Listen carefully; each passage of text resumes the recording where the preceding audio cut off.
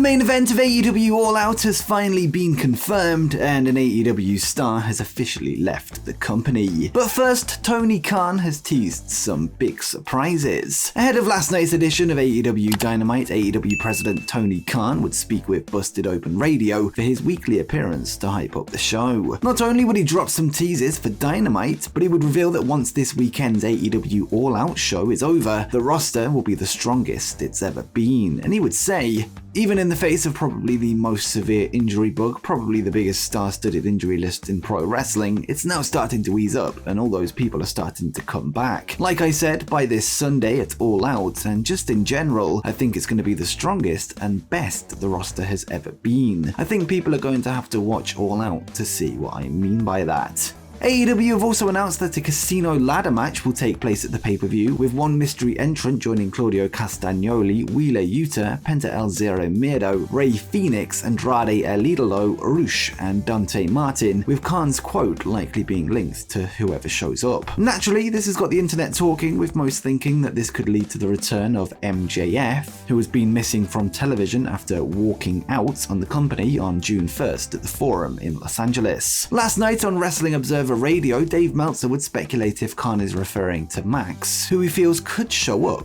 at the pay-per-view, and he said, "A lot of people think MJF, and MJF is coming back and the winner gets a title shot. The winner is presumably facing Punk unless Moxley wins. I mean, MJF certainly makes as much sense as anyone, but I don't know if they want to pull the trigger this early, but maybe they do." Tony did say that after this show, they will be at 100%, and they will be the strongest unit as far as talent that they have ever had. 100%. He wouldn't say what that means, but to me, 100% means MJF, and I already knew MJF is coming back soon. I don't know that it's going to be this week. He's definitely in the running. If you're going to put odds on something, he'd probably be the most likely guy. As we'll see later in the video, a huge return has already taken place on AEW Dynamite last night, with more expected this weekend, perhaps even one that's better than you, and you know it.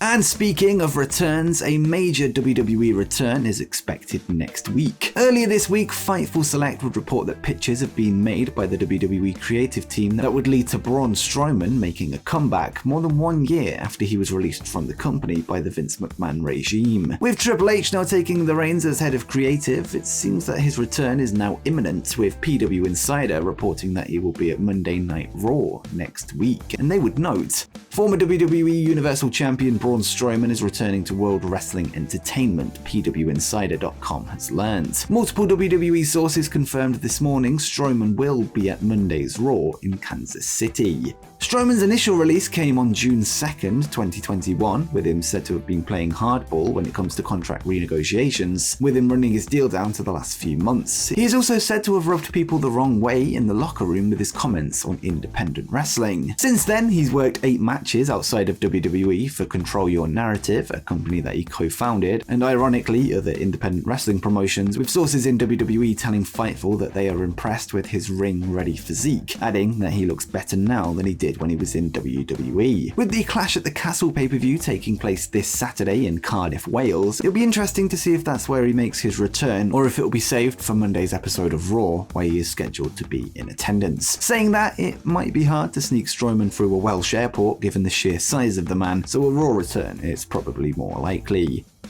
Next up, more matches have been added to AEW All Out. During last night's AEW Dynamite, 3 more matches would be added to the undercard of this weekend's pay-per-view, with 2 more championships set to be on the line. Firstly, AEW All-Atlantic champion Pac will defend his title against fellow Englishman Kip Sabian, who would attack him last week during the Death Triangle's Trios title tournament quarter-final match against the United Empire. Another match that's been added to the pre-show will see Hook put his FTW championship on the line against Cool Hand Angelo Parker, who wants to add some gold to the Jericho Appreciation Society. Parker has recently been calling out Hook for a match on AEW television, and now he gets his wish. And the third match to be added will see Sting, Darby Allin, and Miro take on the House of Black's Malachi Black, Brody King, and Buddy Matthews, with the 2 teams having feuded over recent weeks. The match was expected to be announced after Darby teased a pay-per-view match announcement during his appearance on the DDP Snake Pit podcast earlier this week. And next, a huge return took place on AEW Dynamite. Now let's go to the key stories from last night's episode of Dynamite, where the Wingmen's Peter Avalon, Cesar Bononi, Ryan Nemeth, and JD Drake would hold a protest in the ring, calling for more TV time on Dynamite and Rampage. This would lead to the music of W. Morrissey hitting, with the big man making his way to the ring to clear house. Stokely Hathaway would then walk out to offer Morrissey a business card, with the manager looking to add to his clientele, an offer that was seemingly accepted. The duo would then refuse an interview with Tony Schiavone, making no comment as to what just happened. Morrissey hasn't been seen in AEW since his debut on May 4th, where he was the mystery opponent of Wardlow, handpicked by his then rival MJF. According to PW Insider, Morrissey is now under contract with AEW, this following the expiration of his Impact Wrestling contract earlier this summer. His last match in Impact would take place on the May 13th television tapings, just 9 days after his AEW debut, with him working just one match on the Indies since then. But what do you make of the newest addition to the AEW roster? Let me know in the comments down below. And next up, an interesting name has been added to the AEW Trios tournament. Heading into last night's episode of AEW Dynamite, 3 matches remained of the AEW Trios Championship tournament, with one of 2 semi-finals taking place on the show. In the main event, the Elites Kenny Omega and Young Bucks would go toe-to-toe with the United Empire's Will Ospreay and Aussie Open, and in the end it was the Elite that became the first team to make it to the final of the tournament after Kenny Omega dropped Kyle Fletcher with the One-Winged Angel for the pinfall victory. The Elite will now meet the Dark Order, or Best Friends, this Sunday, with those 2 teams meeting this Friday on the live edition of AEW Rampage. Interestingly, Dark Order have twice been forced to find a new partner, with Preston Vance being replaced by Evil Uno after an injury, before Uno was then attacked backstage by Andrade El Idolo last night. It was then confirmed that it will be Hangman Page linking up with John Silver and Alex Reynolds, who will take on his former Elite teammates if they manage to overcome the Best Friends. This all takes place after Hangman refused to be the Young Bucks' third in the tournament, leading to the return of Kenny Omega. But who do you see advancing to the final of the AEW Trios tournament, and who walks away with the belts this weekend? Let me know in the comments down below.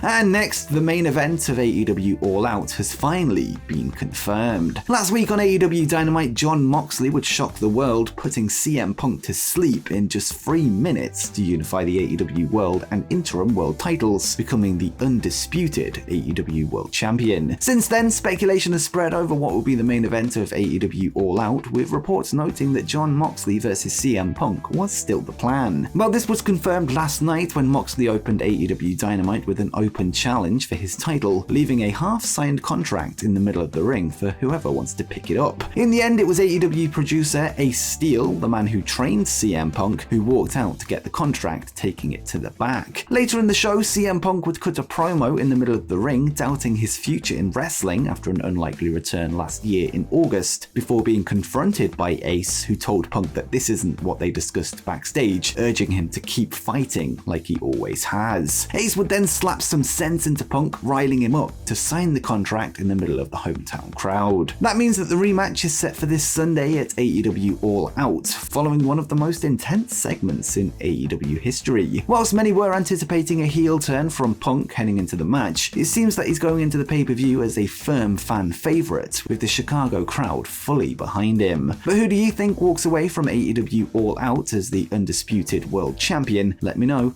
in the comments down below. And finally, an AEW star has officially left the company. Last night, a report emerged from Fightful Select that the contract of the undisputed Elite Bobby Fish would not be renewed upon its expiration, although at the time it was unknown when the deal comes to an end. With that said, on Wrestling Observer Radio last night, Brian Alvarez and Dave Meltzer would discuss the situation, with Brian confirming Fish is likely done with AEW, and he would say, "It looks like Bobby Fish is likely done. His AEW contract expires, I believe, today." Dave would then reveal what he's been told, confirming that the deal will not be extended, and he would add, "It sounds early because he started in October, but I know you're right. It's not probably, he's done. It's confirmed, he's done." Whatever the deal was, either he was not offered a renewal or he chose not to be renewed. It's not entirely clear if the decision for Fish to leave was his own or the promotion's, with his near 11-month stay in All Elite Wrestling coming to an end. Bobby would initially sign for the company, working as a hitman for the Elite, this before he was joined by his former Undisputed Era teammates Adam Cole and Kyle O'Reilly, forming the Undisputed Elite. The exit has brought an end to the long-term plans of an Elite versus Undisputed Elite feud, with this seemingly being put on hold due to the injuries of both O'Reilly and Cole. The 45-year-old's future in wrestling remains unclear, although he has been quoted as having high praise for new WWE head of creative Triple H, with him perhaps having an on or off-screen role waiting for him in Stamford. And before you go, make sure you check out 10 wrestlers you forgot wrestled in AEW.